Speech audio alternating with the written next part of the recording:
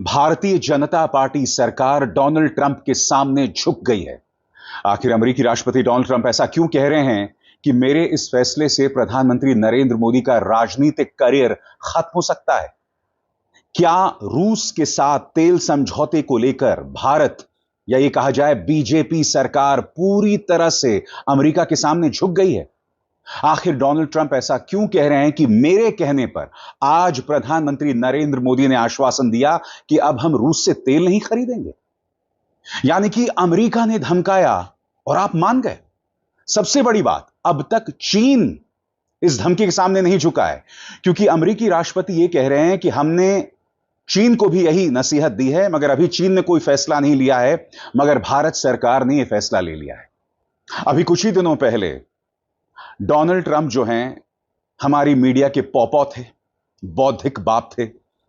फिर भारत चीन के करीब गया तो शी जिनपिंग इनके बौद्धिक बाप बन गए।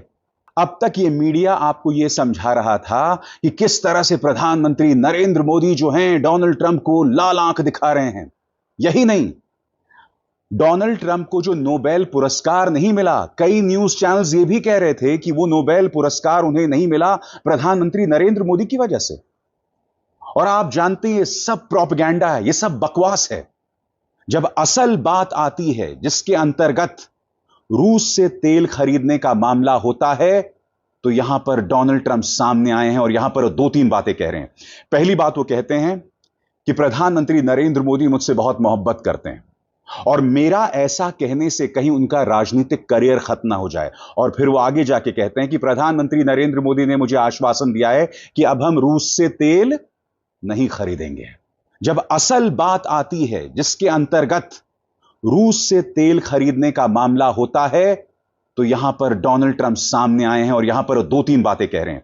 पहली बात, वो कहते हैं कि प्रधानमंत्री नरेंद्र मोदी मुझसे बहुत मोहब्बत करते हैं और मेरा ऐसा कहने से कहीं उनका राजनीतिक करियर खत्म ना हो जाए। और फिर वो आगे जाके कहते हैं कि प्रधानमंत्री नरेंद्र मोदी ने मुझे आश्वासन दिया है कि अब हम रूस से तेल नहीं खरीदेंगे।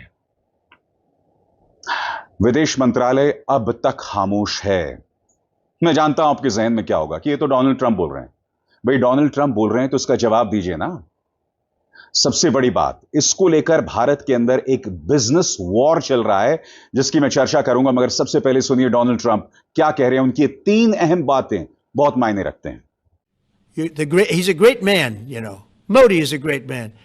That he loves Trump. Now, I don't know if the word love, I don't want you to take that any different. I don't want to destroy his political career, okay? But you have to understand, I've watched India for years. It's an incredible country. And every single year you'd have a new leader. I mean, some would be in there for a few months. And this was year after year after year. And my friend has been there now for a long time. And he's assured me there will be no oil purchased from Russia. I don't know, maybe that's a breaking story. Can I say that? Would you say? There will be no oil. He's not buying his oil from Russia. It started. You know, you can't do it immediately. It's a little bit of a process. But the process is going to be over with soon. And all we want from President Putin is stop this. Stop killing Ukrainians and stop killing Russians, because he's killing a lot of Russians.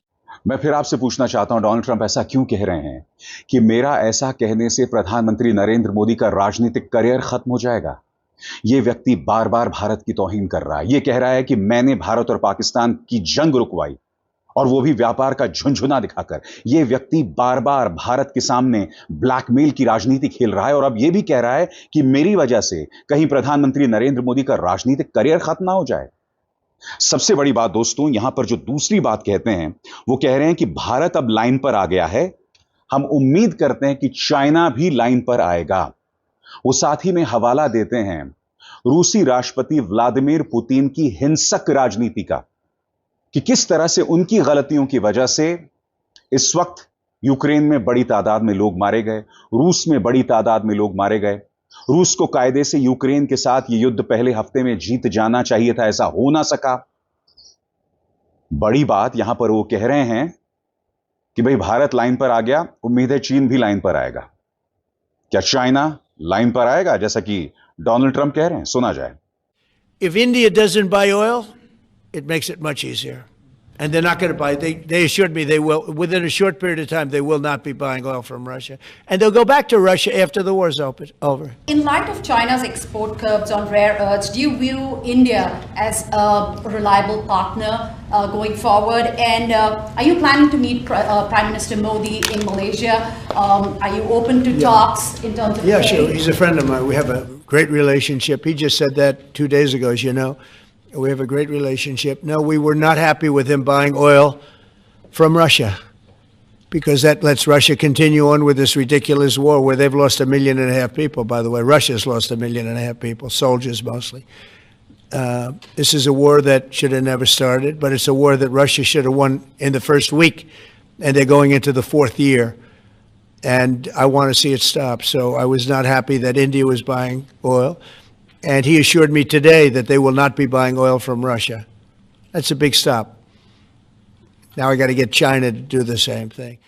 दोस्तों, अगर वाकई चीन भी line पर आ जाता है और रूस से तेल नहीं खरीदता है ना, तब ये मानकर चला जाए कि ट्रंप वाकई दुनिया के दादा हो गए हैं। उनके सामने सब नतमस्तक हैं। मगर जैसे कि डोनाल्ड ट्रंप दावा कर रहे हैं कि अगर भारत ने आश्वासन दिया है कि हम रूस से तेल नहीं खरीदेंगे, तो क्या इसका मतलब यह माना जाए कि हम ट्रंप के सामने झुक गए? क्योंकि हम तो रूस और चाइना के साथ मिलकर एक गठजोड़ बना रहे थे ना, ट्रंप का मुकाबला करने के लिए। यहां तक कि बागराम एयरबेस, अफगानिस्तान के बागराम एयरबेस में भी हम एक गठबंधन बना रहे थे अमेरिका के खिलाफ। मैं आपसे समझना चाहता हूं, ये कैसी विदेश नीति है? ये कैसी विदेश नीति है जो शंघाई चली जाती है? ये कैसी विदेश नीति है जो विदेश मंत्री वांग यी, चाइना के विदेश मंत्री वांग यी का स्वागत भारत में करती है? यह कैसी विदेश नीति है जो अब डोनाल्ड ट्रंप के सामने फिर झुक जाती है? मैंने क्या कहा आपसे, इसको लेकर एक बिजनेस वॉर चल रहा है। क्योंकि देखिए, रूस के साथ जो तेल समझौता था ना, इसमें फायदा किसका था? रिलायंस ग्रुप को। और आप जानते हैं कि इस देश में जो 2 बड़े उद्योगपति हैं, सम्मानित उद्योगपति, गौतम अडानी और मुकेश अंबानी, उनके बीच में किस तरह के बिजनेस ताल्लुकात हैं, किस तरह का कंपटीशन है।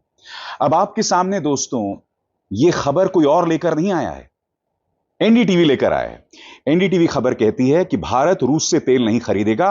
ट्रंप ने किया बड़ा दावा, प्रधानमंत्री मोदी को बताया महान शख्स।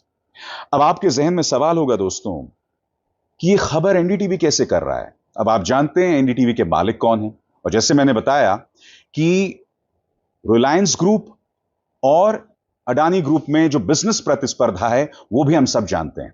एनडीटीवी का यह दावा है कि अब तक विदेश मंत्रालय का इस मुद्दे पर कोई प्रतिक्रिया नहीं आई है। आपके स्क्रीन पर वॉशिंगटन स्थित भारतीय दूतावास ने ईमेल के जरिए इस बारे में पूछे गए सवालों पर कोई जवाब नहीं दिया कि क्या प्रधानमंत्री मोदी ने ट्रंप को ऐसा कोई वादा किया है। अगर भारत सचमुच रूस से तेल खरीदना बंद करने का वादा करता है तो यह ग्लोबल एनर्जी डिप्लोमेसी में एक नया और बड़ा मोड़ साबित हो सकता है। यह ऐसे समय होगा जब अमेरिका यूक्रेन युद्ध के बीच रूस की तेल से होने वाली आमदनी को रोकने के लिए अपने प्रयास तेज कर रहा है। आगे गौर कीजिएगा, एनडीटीवी की खबर क्या कहती है आपकी स्क्रीन पर। अमेरिका के राष्ट्रपति डोनाल्ड ट्रंप ने बुधवार को कहा कि भारतीय प्रधानमंत्री नरेंद्र मोदी ने उन्हें भरोसा दिलाया है कि भारत अब रूस से तेल नहीं खरीदेगा। ट्रंप ने इस फैसले को रूस को आर्थिक तौर पर अलग थलग करने की दिशा में एक बड़ा कदम बताया। वहीं ट्रंप ने एक बार फिर भारत को महान देश और प्रधानमंत्री मोदी को अपना अच्छा दोस्त करार दिया। आपको बता दें कि अमेरिका ने इस साल पहले जुलाई में 25% रेसिप्रोकल टैरिफ लगाया, फिर अगस्त में रूस से तेल खरीदने के जुर्माने के तौर पर 25% अतिरिक्त टैरिफ लगा दिया। इसकी वजह से भारत पर कुल टैरिफ 50% तक पहुंच गया। तो क्या भाजपा सरकार ये इसलिए कर रही है क्योंकि वो डोनाल्ड ट्रंप के टैरिफ से डर गई है?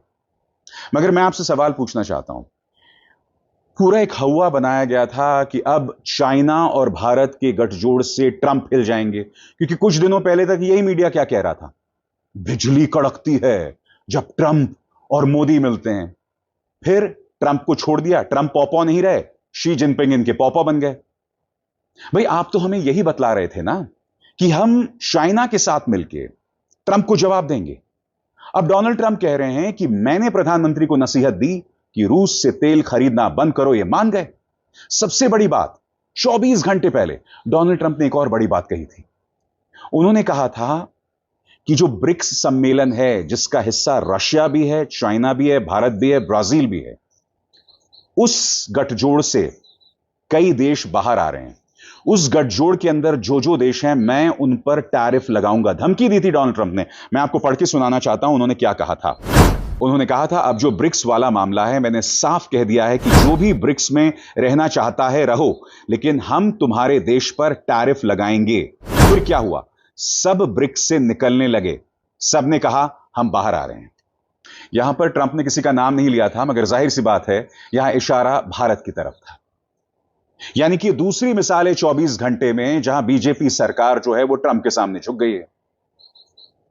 तथ्यों के आधार पर मैं आपके सामने बात रख रहा हूं, जवाब दिया जाए। सुनिए, ब्रिक्स के मामले में डोनाल्ड ट्रंप ने क्या कहा था। सुना जाए, एक एक शब्द पर सुना जाए और उसका हिंदी अनुवाद आप देखेंगे। I like the dollar. I'm very strong on the dollar. And anybody who wants to deal in dollars, they have an advantage over people that aren't. But for the most part, we're keeping it that way. I think if Biden would have, Biden, that group would have gotten elected, meaning Kamala, you wouldn't have the dollar as your currency anymore. You wouldn't have a world domination by the dollar if I didn't win this election. And now the domination, like BRICS. I told anybody who wants to be in BRICS, that's fine, but we're going to put tariffs on your nation. Everybody dropped out. They're all dropping out of BRICS. BRICS was an attack on the dollar. And I said, you want to play that game, I'm going to put tariffs on all of your product coming into the U.S. They said, like I said, we're dropping out of BRICS. And BRICS is like, they don't even talk about it anymore. Scott, you want to add to that, please? क्या हो रहा है इस देश में दोस्तों, विदेश नीति के नाम पर? क्योंकि हमसे तो कहा जा रहा था ना कि प्रधानमंत्री नरेंद्र मोदी विश्व गुरु हैं। प्रधानमंत्री नरेंद्र मोदी के सामने सब झुकते हैं। अरे साहब, ये दिख रहा है। अब आप कथित तौर पर उस डोनाल्ड ट्रंप के सामने झुक रहे हैं जो डोनाल्ड ट्रंप भारत की तौहीन करता है, टैरिफ भी लगाता है और अब यह भी कहता है कि तुम रूस से तेल मत खरीदो। सवाल यह कि डोनाल्ड ट्रंप किसका तेल निकाल रहे हैं? डोनाल्ड ट्रंप ने ऐसा क्यों कहा कि मेरे ऐसा कहने से प्रधानमंत्री का राजनीतिक करियर खत्म हो सकता है? यह विदेश नीति का मजाक है दोस्तों। और मैं बार बार कहता हूं, फिर दोहराना चाहूंगा, आपकी स्क्रीन पर एस जयशंकर, भारत के इतिहास का सबसे नाकारा विदेश मंत्री। इन पर इनके जो भक्तगण हैं, भाजपा का जो प्रचार तंत्र है, वो लेजर आइज मीम बहुत बनाएगा, मगर जब असली बात आती है, इनसे ज्यादा नाकारा कोई विदेश मंत्री नहीं रहा है इस आजाद भारत के इतिहास में। हम एसएम कृष्णा का मजाक बनाया करते थे क्योंकि वो न जाने कहां गुमराह करते थे, मगर यहां नंबर एक, ये व्यक्ति अव्वल दर्जे का अवसरवाद, क्योंकि जब कांग्रेस की सरकार थी तो बतौर विदेश सचिव, बतौर चाइनीज दूतावास के प्रमुख, इस व्यक्ति को बहुत फायदा हुआ था। मगर फिर महाशय ने यू टर्न लिया। जब ये सरकार आई तो वहां नतमस्तक हो गए और फिर विदेश मंत्री बन गए। मगर विदेश मंत्री बनने के बाद ये क्या कमाल कर रहे हैं, आपके सामने मिसालें हैं जो अपने आप में निहायत ही गलत है दोस्तों। मैं फिर आपसे पूछना चाहता हूं, आप में से जो लोग प्रधानमंत्री नरेंद्र मोदी को विश्व गुरु मानते हैं, अगर प्रधानमंत्री विश्व गुरु हैं तो 3 दिनों में हमने ऑपरेशन सिंदूर क्यों रोक दिया? क्यों डोनाल्ड ट्रंप बार बार भारत की तौहीन कर रहे हैं और प्रधानमंत्री खामोश हैं? हमारे 21 जवान गालवान घाटी में शहीद हो जाते हैं, प्रधानमंत्री नरेंद्र मोदी के मुंह से आज तक चीन शब्द नहीं निकला है। ये तेवर विश्व गुरु के नहीं होते। 2014 से पहले देश विश्व गुरु था। जब आप देश पर फोकस छोड़ के व्यक्ति विशेष पर फोकस करते हैं तो देश को इसका नुकसान होता है। 2014 से पहले हर भारतीय नागरिक जो विदेश जाता था, नासा में, ब्रिटेन की स्वास्थ्य व्यवस्था में, आईटी सेक्टर में यानी सिलिकॉन वैली में, हर भारतीय इस देश का विश्व गुरु हुआ करता था। मगर जब आप वो सब तहस नहस करके एनआरआईज के सामने मोदी मोदी मोदी करवाकर सिर्फ एक व्यक्ति को प्रमोट करते हैं तो यह हश्र होता है। मैं उम्मीद करता हूं कि विदेश मंत्रालय सख्त शब्दों में ये जो डोनाल्ड ट्रंप दावा कर रहे हैं उसका हम खंडन करेंगे। इस वक्त जब मैं आपसे बात कर रहा हूं तो सुबह का वक्त है। जाहिर सी बात है, हमने आपके सामने विदेश मंत्रालय की प्रतिक्रिया भी पेश की है जो एनडीटीवी को दी गई है। और जैसे मैंने बताया, समानांतर तौर पर एक बिजनेस वॉर भी है, इससे पता चल रहा है। जागिए दोस्तों, होश में आइए। विश्व गुरु सिर्फ देश हो सकता है, व्यक्ति नहीं हो सकता। बार बार यह प्रमाणित हो रहा है कि भारतीय जनता पार्टी सरकार की कोई विदेश नीति नहीं है, कोई दिशा नहीं है इनको समझ नहीं आ रहा है कि बाएं जाएं कि दाएं जाएं। इनका सिर्फ एक मकसद है कि इस विदेश नीति के जरिए भारत के अंदर भाजपा के लिए वोट उगाही का काम हो। वो तो आपकी तमाम एजेंसीज कर रही हैं, चुनाव आयोग से लेकर मीडिया तक, एजेंसीज तक। अब विदेश नीति का भी सहारा है, उसको भी तहस नहस करना गलत है, सरासर गलत है।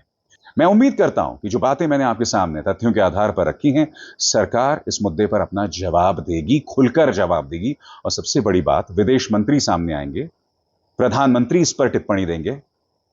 मगर आप भी जानते हैं दोस्तों, ऐसा कुछ होने नहीं वाला है।